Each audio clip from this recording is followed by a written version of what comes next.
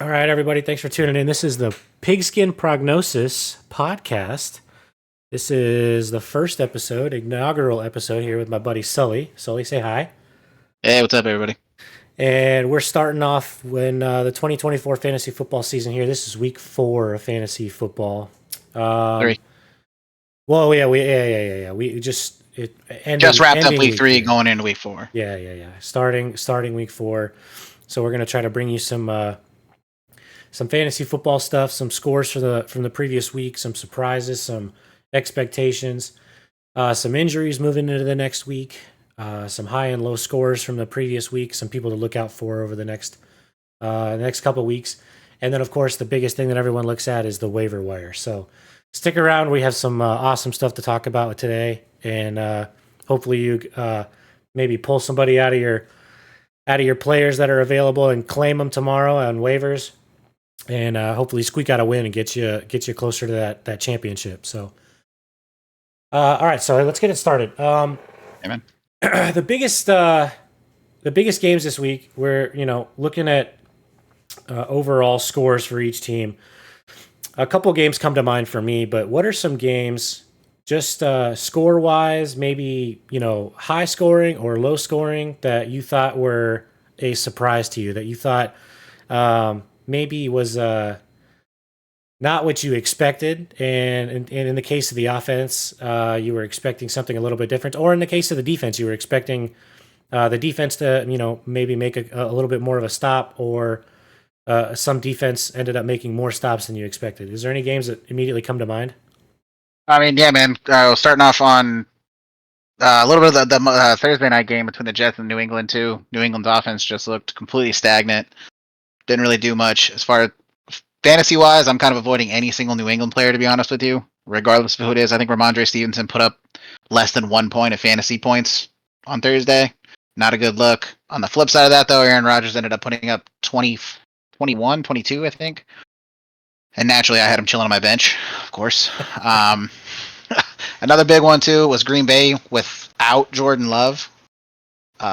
Still put up 30 points. I mean, I know they're playing Tennessee. He was kind of in that weird rebuild stage. And then another one was the game that just wrapped up, actually, a little bit, probably about an hour ago, the Jacksonville-Buffalo game. Jacksonville, I don't know what's going on in Jacksonville. It doesn't seem like any of the offense is on any type of the same page. Buffalo, the last 3 weeks have looked fantastic.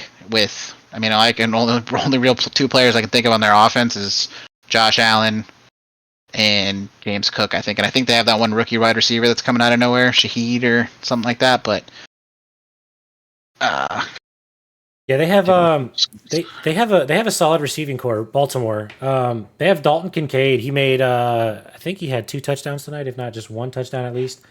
Buffalo, Josh Allen threw for 5 touchdowns tonight, if I'm not 260, mistaken. 263 yards. Or maybe it was just that they scored 5 touchdowns, but um, they scored 5 touchdowns in their first 5 possessions, which Jeez.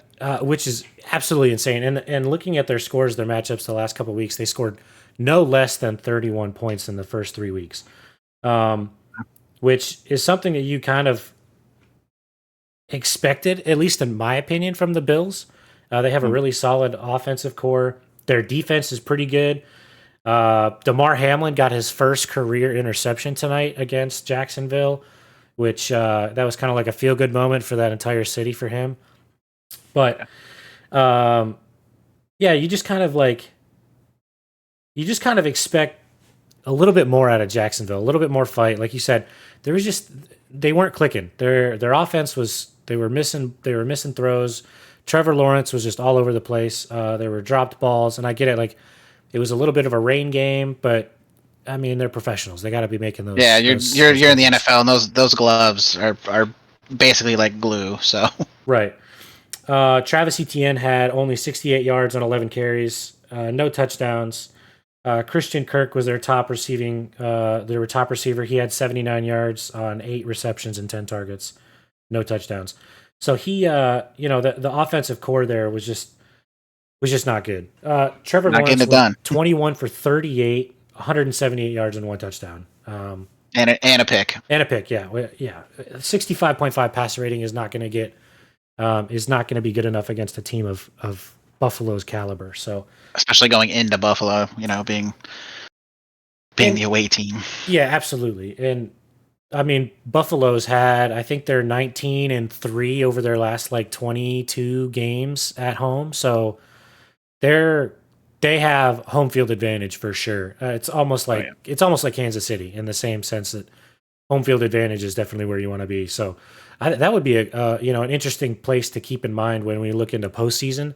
I know we're quite a ways away from that, but Buffalo postseason games are always phenomenal to watch. High scoring and very intense. Yeah. And then go ahead. What do you think about the old Ravens and Cowboys? Cowboys almost making that comeback. That was pretty cool. I'm not gonna lie. I kind of counted the Cowboys out for a while. I think the Ravens kind of let up off the gas, and that's a team that you can't do that to. Is the Cowboys? They do have some very deep offensive weapons. CeeDee Lamb.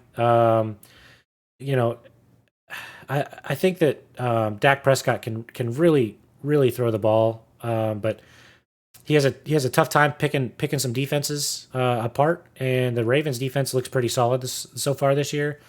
Along, if you combine that with a very, very solid offense that they've been scoring. Look back to week 1 with the Ravens. They should have won that game against the Chiefs. Unfortunately, that Zay Flowers catch was, only like an inch out of bounds, and it would have tied the game, or pending the PAT would have tied it. The Raiders, they lost 26-23 against the Raiders. Another game that they should have won. And then I think that, that 28-25 game, yeah, it was dominant for the first maybe 3.5 quarters. And then the Cowboys really started showing up and showed like how they can clutch up in some cases. But I think that was one of those cases where you just got lucked out and you didn't have another 5 minutes of time to end up, and my dad used to have a saying, because I'm a Browns fan, my dad used to have a saying where the Browns used to pull defeat from the jaws of victory. And I think that was something that the Ravens were on the verge of trying to do. But the clock ran out in their case, thankfully. Fortunate for them that the clock ran out, because the Cowboys were making a good comeback. Oh, absolutely. Yeah, I mean, I don't know if you ended up watching any of the Baltimore-Dallas game, but it was one of the 4 games I had pulled up. And I mean, you can see CeeDee Lamb's just visible frustration at Dak in that first probably half of that game. Visibly swearing, give me the effing ball, and them two just didn't look like they're on the same page. They ended up getting it, at least it looked like, toward that last little bit, like you said, that last half of the fourth quarter, kind of figuring it out. Dak ended up finishing with 379 passing yards. Derrick Henry, it kind of seems like, I know this dude's an absolute tank of a human being, and 151 rushing yards against what should be a stout defense. They, haven't looked great the last couple weeks, but Derrick Henry just running through 151 rushing yards. I want to say he had 2 TDs. I could be wrong. He did, yep, 2 touchdowns, yep. And against, like I said, a stout defensive line, what should be a stout defensive line, and some pretty good linebackers. So that's another thing to keep out for, how well Dallas keeps up defensively throughout the rest of the weeks. And then Baltimore just kind of needs, like you were saying, keep their foot on the gas and keep it pushing and don't let up, even if you have a pretty solid lead. We've seen bigger leads get blown in, Super Bowls and stuff like that. So won't bring up any bad memories for any Falcons fans, if any that end up watching the show. But yeah, we don't want to scare the fan base away in the first 10 minutes of the podcast. I know, right? First 10 minutes. Speaking of one of the people in the Falcons division, though, to another game, me being a Carolina fan, this game actually made me really happy watching the Carolina Panthers take on the Vegas Raiders. Final score of that game was 36-22. Andy Dalton, the Red Rifle, coming in to replace Bryce Young, last year's number 1 draft pick. Came in, threw for 319 yards, 3 touchdowns. He is the only player as of this season to do that so far this year. You give Dak 5 more minutes, he would have been another one this week. But yeah, we'll leave the Red Rocket to have his. Chuba Hubbard, Carolina's running back, came through with 114 yards, and Deontay Johnson the trade with the Steelers ended up panning out. He ended up finishing with a career best of 122 passing or receiving yards, and that's the first time since like 2015, if I remember correctly, if I saw that stat right, that the Panthers had a over 300 passing yard, a 100-yard rusher, and a 100-yard receiver in the same game, and that was back in I want to say 2015 with Cam Newton. Um, Man, and he don't look like. talk about a Go ahead. sleeper though in Chuba Hubbard. Dude, yeah, if you can get him in a lot of leagues, I know he's only picked in I think like something low. Yeah, I think he was rostered last time I checked. I think he was rostered in some like 77% of leagues. Definitely going to be going way up after this league. After this, Yeah, as of right now, he's rostered in 67.5 as of right now. He only started in 22% as of right now. yeah, yeah. Yeah, he's his worth, especially with the way Dalton kind of opens up the field and everything for them on the offensive side of the ball right now. The reason I picked him, the reason I said that as a sleeper is because I had the opportunity to pick him up this week, and I was like, nah, Carolina, I don't know about them. Kind of that iffy. But that's usually when you start making those like, oh, okay, you get that week 3 confidence in you. Like, all right, 2 games, and I know what I'm doing. Kind of like, saying the Browns are definitely going to beat the Giants in week 3. That was obviously a bad call in my part. So. Yeah, it was one of Knocked those out people in Survivor leagues. I know that for sure. You being one of them. Not to bring up a sore subject, yeah, but yeah. Well, I was trying to save my good picks for later in the season in case it comes down to that. But I should now that I know it. Survivor leagues are only going to go to like week 5. I mean, last year, dude, ours went to like week 10. It's just weird, dude. This season's been a lot of full of upsets. I know we're jumping in, wrapping up week 3, starting the podcast, but the last 2 weeks I think would have been a lot more of the same too. Tampa looking dominant, the Saints looking dominant for the last 2 weeks. Granted, one of those weeks was against Carolina. Defense couldn't really do much, week 1, but I think that's a good segue into our next talking point of the Saints losing against the Eagles after looking dominant the last 2 weeks, and one of those weeks being against Dallas, which is supposed to have that stout defense overall, and just gave up a ton of points last week, and then couldn't really get anything going offensively this week. So, what are your thoughts on that? Yeah, well, I mean, you said it. Carolina, it's kind of like one of those teams, especially looking at them in the last couple of years. You're kind of like, okay, easy victory there, right? And the Saints put up 47 points against them. But when the Saints went to Dallas and put up 44 points, you kind of thought this might be real. But then you look at the Dallas side of things, and you look at they're 1-2, and the only team that they beat were the Browns, and the Browns just lost to the Giants. So I know was it last year? I'm pretty sure it was last year. The Cowboys had a tough record against teams that were above 500. They couldn't get a win against teams that were above 500. So now, the Saints. Yeah, the Saints put up 44 points against Dallas, but they faced that stout team of the Philadelphia Eagles, which is either high scoring or close games, which in this case was a close game, not necessarily high scoring. And in some cases, it looked like the Eagles weren't even going to be able to score other than a field goal here and there.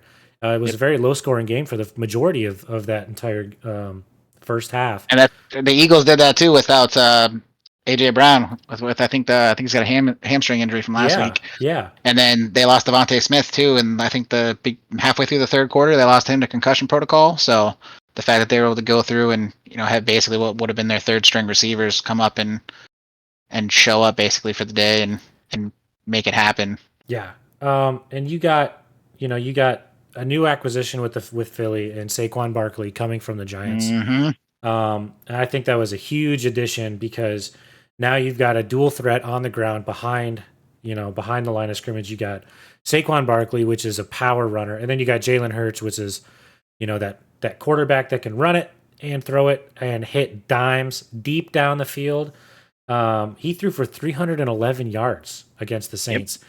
And the Saints defense looked pretty solid up until that point. And not only that, but then you got Saquon Barkley ran for 147, and a surprising receiver for me granted, AJ Brown is out, sure, but the tight end, Dallas Goedert, had 170 receiving yards. Yeah. So you look at the Saints defense now, and now you're starting to dissect, well, okay, they played the Panthers, whatever. They played Dallas. Oh, maybe there's something there. But then they play against the team that is consistently good in the Eagles and that can put up points. And not only that, but I think a good takeaway for the Saints, though, is that with all of that offense that the Eagles were able to have, and that 311 yards passing, and then 140 some plus yards rushing, they only scored 17 points. So 15, yeah, 15. 15. Yeah, you're right. Oh, you're good. But no, like you said, I mean, I think it does help Jalen Hurts a little bit too. Now that they actually have Barkley back there, a designated running back / somebody that can catch passes out of the backfield to help Jalen Hurts, so he doesn't feel like he has to do everything, especially when you lose your top two receivers either throughout the season or halfway through a game or whatever, just like yesterday. And so that helps out significantly, lightening the load on him. And I agree with you. I think they persevered, they pulled through, and now we have to sit back and look at the Saints and kind of figure out what happened from the last 2 weeks. Yeah, like we talked about week 1, Carolina. All right, cool. That team's. Then I'm a Panther fan. This is coming from me. That team's still trying to figure out what we're doing. Just in general, as soon I'm not going to count my chickens before they hatch. 1 week, that's 1 week, but and then Dallas's team, like we talked about. So where does New Orleans sits? They're still in my eyes right now, especially looking at the scores right now from just this week's games that are all wrapped up. There's really no team, I mean, except maybe Buffalo that I could say that I'm sitting here looking at right now and thinking like, get any, there's one really dominant team other than I would say Buffalo at the moment. Like I said, I'm looking through the scores at the moment. Seattle looked good, pulling off that 24-3 win against Miami. Granted, Miami's hurt without Tua being there, and their second string got hurt too, so they ended up pulling up their third string in that game again at Seattle too. Right. The loudest field in the NFL. Yeah. Yep. We won't harp on too many games and scores and stuff. I know a lot of people probably are going to come to this podcast for fantasy advice and stuff, but another one too. The Rams beating San Fran, 27-24. And the other one though that I do want to talk about, I just skimmed over it. Where was it? Pittsburgh. Talk about Steelers. Oh man. 20-10 beating the Chargers. I know the Chargers, ended up losing Justin Herbert. I don't know what to make of that team. I really don't. And the fact that Justin Fields beat out Russell Wilson for that job, unless Russell Wilson's hurt, if I'm not mistaken, he's healthy. He was, but I think I know week 1 he was hurt, and I want to say last week he was good, but I want to say their head coach in Pittsburgh said Justin Fields has earned that spot now. Yeah, I think it's. I'm reading it right here. Mike Tomlin keeps avoiding the subject is the headline. So, I mean, but you're 3-0, and against you got 2 other contenders in that division in the Bengals who just lost to Washington, which, I mean, Washington looks like a decent team this year with Jaden Daniels. And you got the Ravens who should be 2-1, if not 3-0 right now in the season. But, I mean, the Steelers have quietly put themselves in first place of the AFC North, which I don't think anybody expected, especially with Russell Wilson not playing. Yep, 100%. Even with him playing, I still wouldn't have seen a 3-0 start, to be honest. And, and that's fair because they don't have a lot of offense anymore. They got rid of a lot of their weapons over the last 5 years. Really, their star player, besides Fields and Russell Wilson, is Najee Harris. And he's kind of like their reliant and solid everyday running back who doesn't get hurt and consistently. You say that? Yeah, I do. I say that, but hopefully I don't. He did get hurt on him. Well, no, he got hurt in last night's game. There, I think they're doing MRIs, but I think we'll get to the. Yeah, we'll get to the injury stuff coming up here shortly. Okay, all right, we'll leave that. I'll leave that up to you then. I didn't which actually is our next subject, but yeah, no. I mean, and Najee Harris still only had 70 yards in that game as the game rushing leader. And Justin Fields too for 245 yards. But yeah, no, like you said, I think it's a team that's going to slowly sneak their way in. I mean, Pittsburgh's head coach has never had a losing season ever, and the way this is going, he's on a good track to keep that streak going. Yeah. And then I would say the last game, I think, as far as surprising goes, before we hit to the rest of this stuff, is Denver-Tampa. Denver 26, Tampa 7. Bo Nix looked so good in that game. He looked comfortable. He looked calm. He looked relaxed. and his running. Yes, and not only that, but he was throwing dots, and he was throwing dots downfield. I think those short and mid-range passes aren't really him because he comes from that deep threat in his college time, in his playing college, where he had a lot of offensive receivers, and Denver isn't an offense that you would consider like explosive, but Nope. against Tampa Bay, not only were they making plays on the offensive side of the field, but they were keeping Baker Mayfield, Mike Evans, Chris Godwin, and those guys in check to only allow them to score 7 points, which is phenomenal in my opinion. And then defense for Denver, Patrick Surtain, probably one of the best. I think he's a cornerback, one of the best cornerbacks, if not the best, hands down. Like you said, locking down Mike Evans to almost next to nothing. I mean, he wasn't even the leading receiver for either team. So yeah, but that's pretty impressive. You got any other thing you want to touch on any of the other games? No, the Browns disappointed me, but I'll probably say that every single week. So, I mean, hey, my team got to win. That's all I care about. My team is the only team in my division that won, so I'll chalk that up as a good week. All right, all right. So injuries, I know there's a bunch that have been going on. Ton of people on IR. I feel like already this year. Justin Herbert re-aggravated his ankle. I'm just gonna kind of plow through this. This is all coming off of Sports Med Analytics on Instagram. I follow that guy. Highly recommend you guys do as well, especially if you are into fantasy football and just football in general. He's leaning slightly toward playing next week. Christian McCaffrey's looking like he's going to hit. He actually did go to Germany, and looking at possibly getting some stem cells, stuff like that, to try to improve his outlook. Jordan Love, Packers QB, looks like he might play Week 4. Potential. Again, these are all things that everything we say in this, probably should have prefaced this in the beginning. Maybe we'll put a little logo in the beginning. All of this is just opinions from me and Zach. Do your own research, make your own opinions. Don't blame us. Don't take what we say for heart. Trey McBride for the Cardinals has looks like he's in concussion. So is Devontae Smith. 1 game miss, more than likely. Sam Laporta, my tight end in pretty much all my fantasy leagues. Low ankle injury. Looking like I know Dan Campbell just came out and said he's day to day. So just keep an eye on that if you have Sam Laporta. Cooper Kupp out next week. I'm just going to move past that one because we already know. They're looking at possibly putting him on IR, coming back week 7 or 8. Najee Harris was seen in a sling. They didn't really give any more info other than that. I didn't see anything. Another Steelers running back, Jaylen Warren. Yeah, he's got an MRI pending.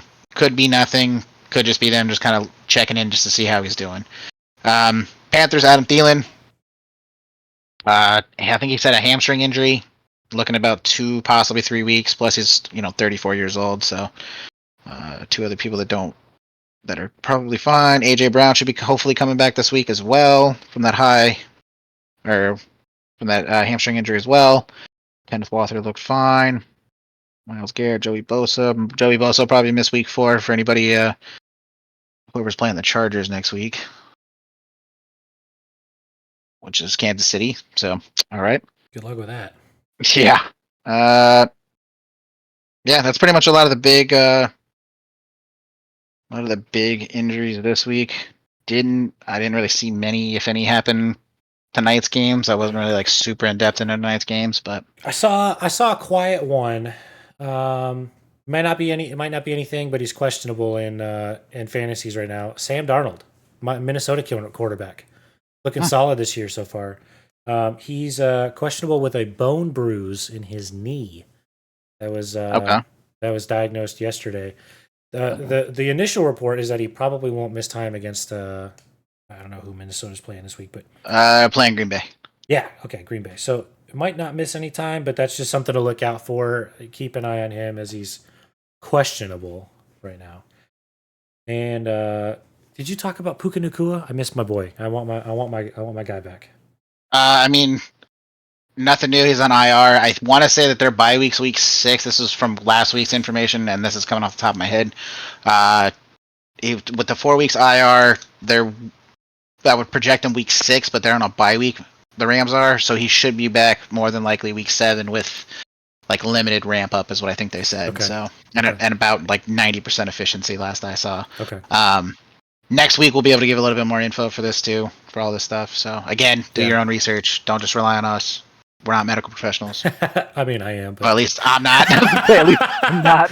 I mean, not a football medical professional for sure, but whatever, military medicine can teach you, which is take your vitamin M, which is your Motrin. So, yeah, good thing I'm not in charge of the sports meds on some of these teams because they'd be out of players. You got a snap leg? Get back in there.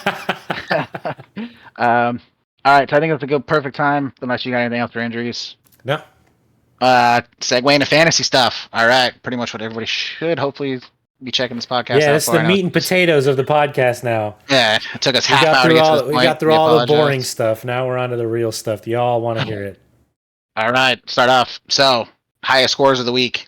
So, the one that I don't think anybody saw coming, maybe a handful of people did. I mean, he's rostered in 36% of leagues, and he started in 18. That was Jauan Jennings, wide receiver for the San Francisco 49ers, coming in with a whopping 46.5 points in PPR on ESPN leagues. I'm also going to segue into this for him being one of the best waiver wires as well for next week. As the Niners are playing, hang on one second. I didn't come prepared on this portion. New England. Oh, yeah. That's a huge win. And I'm pretty sure Debo's still going to be out, and Ayuk hasn't really looked like much of part of the offense either. So, yeah, there's that. Second one, I'm only going to do like top 5, and then we'll hit like the bottom couple guys. Okay.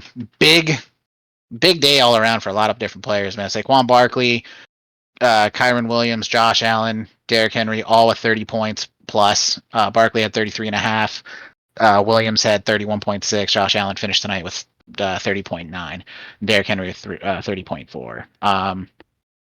Jamar Chase coming off tonight's game still ended up with 29.8. Pretty sure I was playing against him in one of my leagues. Got murdered. Malik Neighbors came out with a 22 or 28 point game. Let's scroll down. A lot of 20-point games. Another one too. It's not surprising, but especially with offense being so stacked, that would be Houston receiver Stephon Diggs coming in at 19.9. Pretty good for a guy that everyone was kind of writing off out in Houston. Stephon Diggs to only score 19.9, what is it, 9.2 points, I think it was. It was and for Houston to only score 7 points for him to get 20 fantasy points in that game is pretty encouraging for people that are looking for Houston to be another explosive offense this year. I mean, you got Nico Collins, Tank Dell, CJ Stroud, and now you've added in Stephon Diggs. There's no reason why this team should not be scoring 30 to 40 points. This is what they should look like, what the Saints look like in week 1 and 2 every single week.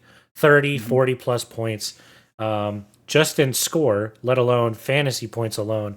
I mean, CJ Stroud is an amazing player, and I think he's going to have a lot of good time getting some 100%. Explosive plays. Another big game from Denver. Not really being except this week. Big passing offense. Cortland Sutton finished with 13.8. Some of the lower ones, couple busts. I'd call them busts on this one, that for people that should have started and should have played well. I'm going to call Trevor Lawrence a bust at 9.42 points for tonight's game. Justin Herbert only had 9. The kid got hurt. All right, fair enough. CeeDee Lamb, 8.7. Projected at 21.1. That was, yeah. And then Christian Watson, I mean, granted, he was only projected 6.8, wide receiver for Green Bay, ended up with 8.7, so did better than his projection, which is good. I'm on like the 5th page of this now. Lions defense ended up getting 8 points. I will give him that. That's pretty good. Baker Mayfield projected at 17 something and ended up with like 8. Yeah. And then, not a good look for Tampa's offense, which probably means, I'm pretty sure Mike Evans probably finished with next to nothing, points-wise, too. Yeah, I think he only had 2 catches. Yeah. So, yeah. I mean, if you're in a PPR league, there's 2 points right there, but... Yep. So, if you're not in a PPR league, then you didn't get a lot of yards, so... Oh, Godwin still finished with 17. That's pretty good. Yeah, and then Evans is what killed you at 3.7, projected 14.6. But yeah, that was a lot of the bigger movers and shakers. But the lot of guys that either blew up or kind of were a dud. All right, so waiver wire stuff. We already talked about Jauan Jennings. I'm probably mispronouncing that name, but bear with me. You know what I'm talking about.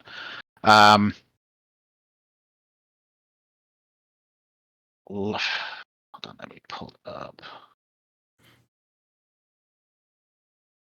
All right, I got one. Yep. Rostered in 26% of leagues.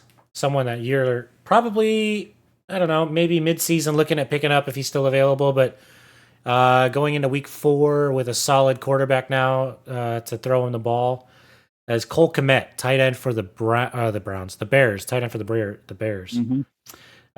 Solid offense. The Bears have a really good quarterback this year in Caleb Williams. I like what he's doing. Cole Kmet is a really good tight end. I like him. He played for, I want to say he played for Tampa Bay last, right?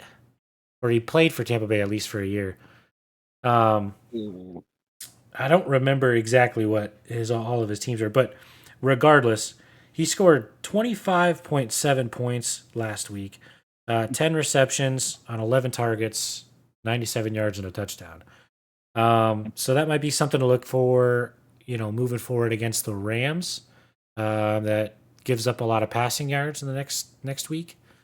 Mm-hmm. He scored 25.7 fantasy points, and he's only rostered in 26.1 ESPN leagues as of right now. Okay. Yep. Another one I'd look at too is possibly Najee Harris. They're playing Indy next week. He is questionable, as we talked about earlier with that sling. He's only rostered in 89% of leagues. So keep an eye on him. Another one, if you don't have him, would be Carolina's Deontay Johnson. Pretty sure he's rostered in even less of leagues. I end up having him in all my leagues, luckily. He's an 81.2. He's gonna be Andy Dalton's number one, especially now that Adam Thielen's out. The kid was targeted 14 times. Had one touchdown, like I said earlier, 122 yards, 8 receptions, had 26.2 points. So if he's not rostered in your league, highly recommend picking him up too, because he's, like I said, he's gonna be the go-to guy out in Carolina. Like, hit on defenses, I suppose, real quick, and then unless you had anybody else like big. I mean, yeah, I know. So one more, I got Malik Willis. I know he he just played Tennessee. He's a wide receiver for Green Bay. I know they just played Tennessee, and he had 25.3 points from them. But the week before he played Indy, and he got 12.9, almost 13 points. So moving on to Minnesota next week might be another key pickup for you. Yeah, another shootout of a game, especially Minnesota scoring what they're scoring. Yeah, and if Sam Darnold's not going to play, then you know that Minnesota's going to be trying to focus on offense versus defense. Mm-hmm. Defense, especially if you're streaming. For those of you that are doing that, I know I definitely was. It screwed me this week with Tampa, but it's a different story. Cowboys defense playing the Giants. I see that defense having at least a bounce back game. Like, granted, they played Baltimore. Giants, other than Malik Neighbors, looked awful, with the exception of him. Other possible good ones: Dolphins against Tennessee. Downside is you're relying on Dolphins defense. Their offense can't score, but if you're streaming for fantasy, doesn't really matter. Bears against the Rams. Other than that, I mean, I wouldn't trust Amir White for Vegas, especially when they're playing Cleveland. I was about to say the opposite. I wouldn't mind picking up Vegas if you're in a tight spot. Let's say you got, I don't know. I can't make this stuff up, but Cleveland is I think they're the most sacked team in the league right now. They gave up 6 sacks to Dallas in week 1. They gave up 6 sacks to the Giants last week. And I don't even know how many they gave up to Jacksonville. Maybe 2 or 3 there, but I think it was 4. So if you're looking for a team that can sack somebody, go whoever is playing against the Browns. Their offensive line right now is just in shambles, and it's just like Oprah's Winfrey's just opening the gates. Everybody gets through. Like Yeah.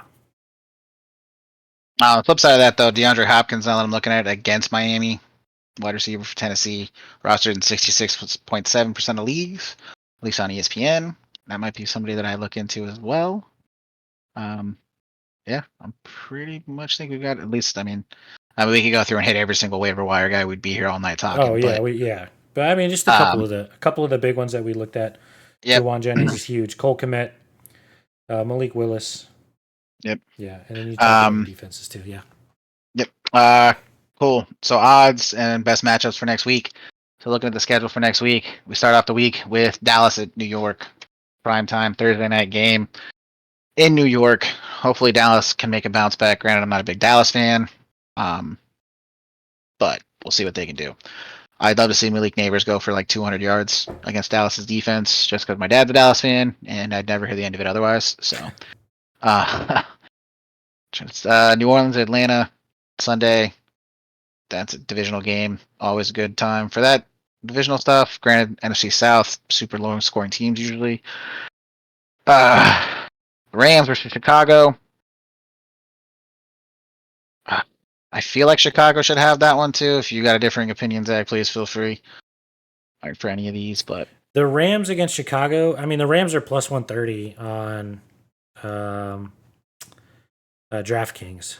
okay, That's probably a good bet money line wise, and they're only 3-point underdogs. So maybe that one that I think you already talked about, but was the Saints.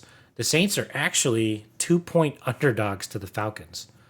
So I don't know if Kirk Cousins has got some magic going on over there in the water, but like you said, the divisional games are always fun. So this will be another. I mean, because the Falcons looks pretty solid this year too. Let's see if that. Not that, yeah, they helped. You know, they could have won Kansas City game. I feel like they should have. Yeah. But yeah, Saints 2-point underdogs at money line plus 114. I would take that bet. Either the spread for 2 points or the money line. Denver, yeah. None of the real games are really like sticking out. The Carolina Cincinnati game I think could be interesting. I'm not just saying this as a Panther fan. I'm still waiting on the odds Sure for you're that. not. Yeah, sure you're not. Still waiting on the odds for that. Oh, there they are.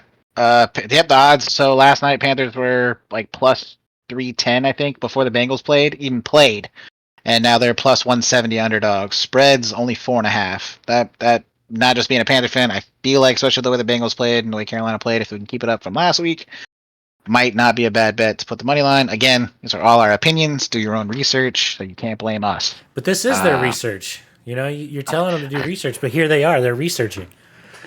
Do a little bit more of your own research as well. Yeah. The easiest money to spend is money that ain't your own. So, Yeah. by no way is financial advice at all. That is very true. Buffalo, Baltimore, Monday night or Sunday night game. That's going to be a good game. I think Yep. that's going to be either way. Even though Buffalo is the 2.5-point underdog, I think that's going to be a great shootout game where it could go either way. You know, one of the defenses shows up, one of the offenses shows up. Who knows? It's just going to be an incredible, incredible game. Yep. Buffalo, if you're pulling for the underdog, they're only plus 110 on the money line for DraftKings. That'd be one that I'd probably be willing to put down at least some type of money. I think they have the chance to pull it off, especially the way they've been playing. Titans, Dolphins, that game's pretty much a pick 'em at minus 110 apiece. And then you got Seahawks and Detroit. That could be another good game.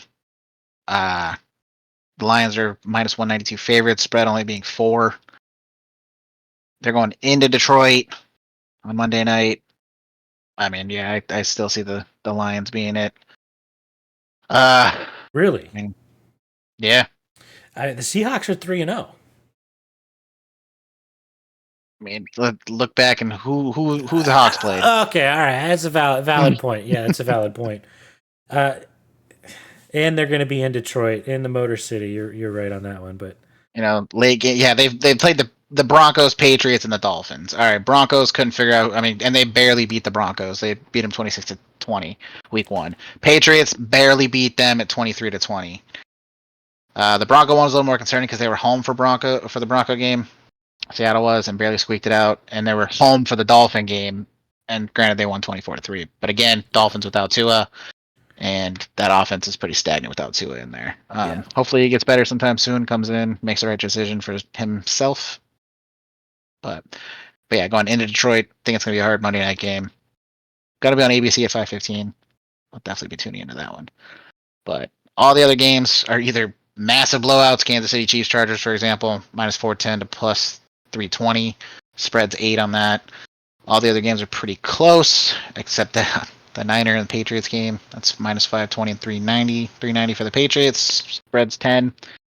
I wouldn't put my money on that game at all, even on the spread. I'm not about to win. No. I think Brock Purdy's questionable, if I'm not mistaken.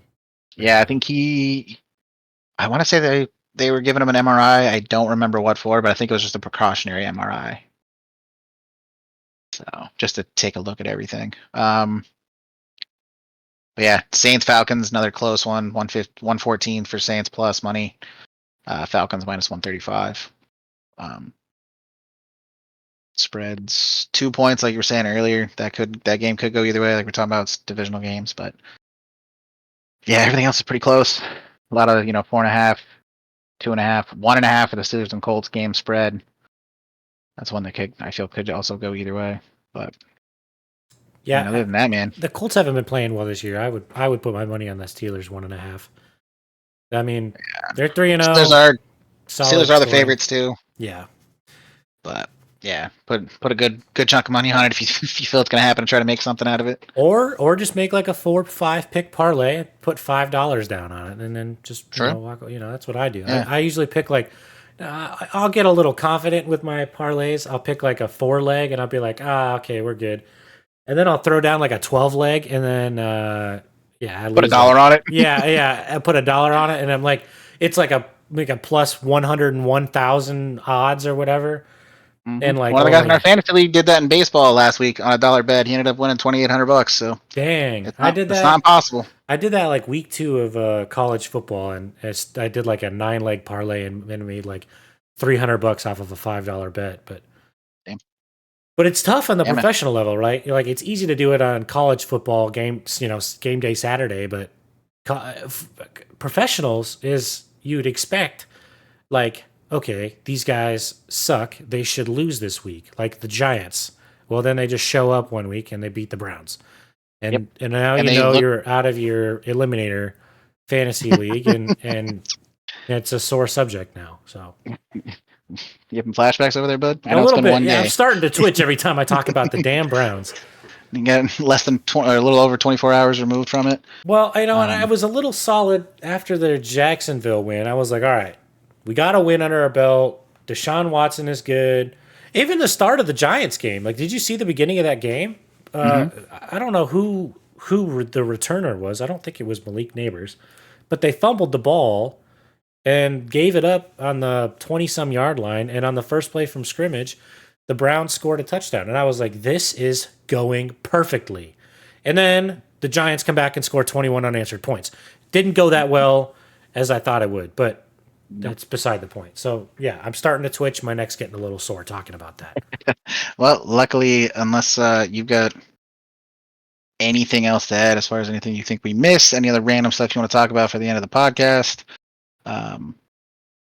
No, any disclaimers we got for anybody that we need? I feel like it kind of hit it halfway through that episode earlier about medical and betting advice. Yeah, I think you talked about it. Obviously, do your research elsewhere. If you're coming here, just come hang out, come say hi. We'll be posting these every Tuesday before the Waiver Wire goes live on Wednesday. So feel free to drop in and listen. We'll try to keep it about an hour or so that way we're not taking up too much of your time. But yeah, we'll kind of go with the flow every week. We might change up some of our talking points if there's some stuff that you guys want us to talk about instead, or things that you want us to hit on, or questions that you have. Feel free to comment down below. Sully is going to get me the link for the Instagram fit page that he uses for his injuries. I'll put that down in the description of the podcast. That way you have that as a resource. Yeah, we'll put that in. We'll put that too in our YouTube channel too. The link. Yeah, and Sully said it a couple times. We're not professionals. We're just two guys, two dickheads that are sitting here talking about fantasy football. So our advice is not professional. Betting advice is definitely not professional whatsoever. It's what we would do, and we have a couple of fantasy football championships under our belt, but I don't know. That's not not quite enough to consider us professionals. So, No, 15, probably plus 20 plus years at least between the two of us, between all the leagues and everything. So. It's all just opinion based. So don't and take it's just too much a to heart. crapshoot. Yeah. Yeah. It's luck. That's all this is, luck. But it's fun. It's very fun. Very fun. Yep. So, yep. Sully, anything you want to add to the end? No, man. I think I'm good. I think we pretty much hit the nail on the head. Try to keep it. I think we're about 50-ish minutes, maybe a little bit more than that. So yeah, a little bit. Yeah. So, all right, guys. Thanks for coming to check out the podcast. This is the inaugural episode of the Pigskin Prognosis Fantasy Football Podcast. It's a lot of P's right there. Our inaugural episode here is going live week 4 of the 2024 NFL season. So feel free to catch us every Tuesday. We will post up the podcast on our YouTube, and we'll throw in some links that we talk about in our episode. And then again, if you guys have any questions, comments, concerns, feel free to comment or message us on YouTube or reach out to us if you can find another way to talk to us. And we'll answer as many questions as we can and go from there. All right, sweet. Cool. Sounds good, man. Talk to you later.